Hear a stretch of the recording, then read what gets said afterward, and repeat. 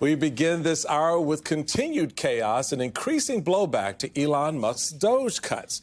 More than 20 civil service employees working under the Department of Government Efficiency resigned today. In a letter, the 21 civil servants from the U.S. Digital Service said, "We will not use our skills as technologists to compromise core government systems, jeopardize Americans' sensitive data, or dismantle critical public services. We will not lend our expertise to carry out legitimize Doge's actions." It comes as more than 2 million federal workers try to navigate conflicting guidance about an email request from Elon Musk to justify their jobs. Now, while it's becoming more clear that his chainsaw to the federal government is not targeting the fraud and abuse he claims, the Associated Press reports that nearly 40% of contracts canceled by Doge are expected to produce no savings. Meanwhile, many of those federal workers who've seen their lives upended are fighting back however they can. Terminated federal workers in Washington participating today in the latest of many federal worker rallies taking place in cities across the country in recent days. Joining me now is NBC News White House correspondent Vaughn Hilliard. We got him here at the table. We're excited about that. And attorney George Conway, president of the Society for the Rule of Law. So, Vaughn, this landscape is always changing in this environment where they're just throwing stuff at the wall and trying to get as much of it to stick as possible. You have, during the confirmation hearing for the FBI, you had Kash Patel claiming there would be no politicization of the FBI or retributive action taken at the FBI. But they picked Dan Bongino as the number two. And we know Dan to be a firebrand who's been made it very clear. The FBI, as he said in a post last month, the FBI, I'm absolutely convinced, knows the identity of the person who planted that bomb. I've told you this many times. The person who planted that bomb was definitely an insider. He's going on and on about the FBI, calling it all kinds of things. How does this work? There's, I think, two parts to this. Number one, the promises that were made by people like Dan Bongino and Kash Patel, right?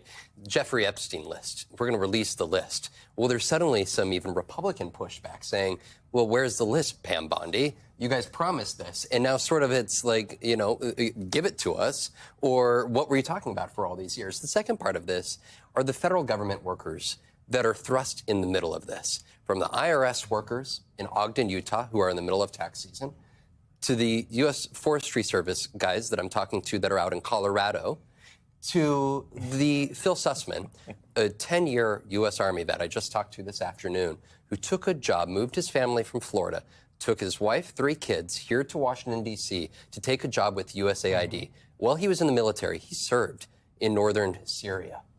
Now in this USAID role, after medically retiring, a broken back, to come here with USAID, he was serving in the Middle East Bureau at the Syrian desk. Last night, at about 10 p.m., he received a termination letter saying that the government had determined it was not in the best interest of the government to have him any longer employed. Here this morning, on this Tuesday, he is now without a job. It is the thousands of employees who have either been fired, terminated, or are in the middle of questioning what the future of their own jobs and the future of this government is. And, George, that's the problem. You've got federal employees now guessing what they're going to do.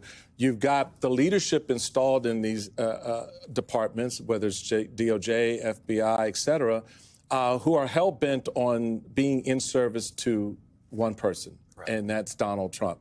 How does this play out now that you're beginning to see the rallying by federal workers, the town hall meetings that Republicans are realizing, oh, I guess people aren't happy with this? What do you see changing, if anything, in the approach by the administration, or do they just continue to go, you know, let's burn it all down and they'll catch up with us later? My guess is that they just want to burn it all down. I mean, I don't see any rationality in what they're doing other than that it is a performative attack on the government, and it is an attempt to destroy what they perceive to be as the enemy, which is the very government that they're charged with administering.